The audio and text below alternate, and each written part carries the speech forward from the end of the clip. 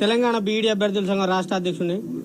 ఈ రోజు కాంగ్రెస్ ప్రభుత్వం ఉద్యోగ నోటిఫికేషన్ ఇస్తుందా ఇవ్వదా అనేది నేను రెండు ఎగ్జాంపుల్గా చెప్తా. వాళ్ళు ఇవ్వరు అని చెప్పడానికి. ఎందుకంటే ఇప్పటికిప్పుడు జీపీఓ నోటిఫికేషన్ వచ్చిందా రాలేదా?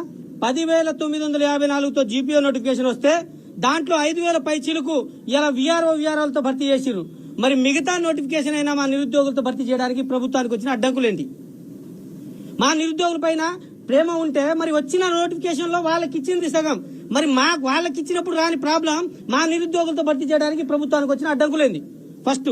అదే విధంగా జీవో నెంబర్ 108 ప్రకారం 2/3 వంతు టీచర్ పోస్టుల్లో ప్రమోషన్ వస్తుంది, 1/3 వంతు నిరుద్యోగులతో భర్తీ చేయాలి.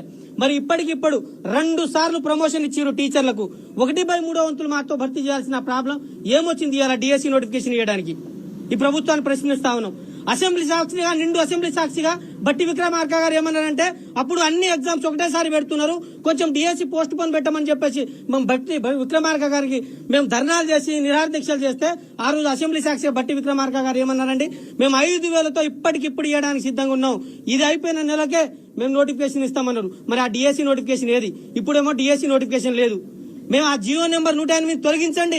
70% ప్రమోషన్లు పోతున్నాయి. కేంద్ర విద్యాలయంలో ఇచ్చినట్టు కేంద్ర ప్రభుత్వం ఇస్తున్నట్టు 66.66% డైరెక్ట్ రిక్రూట్మెంట్ భర్తీ చేస్తుంది, 33% మాకు ప్రమోషన్ పోతుంది. ఆ విధంగా రాష్ట్రం కూడా తీసుకొస్తే ఇలా చిన్న జిల్లాలో అయినాయి.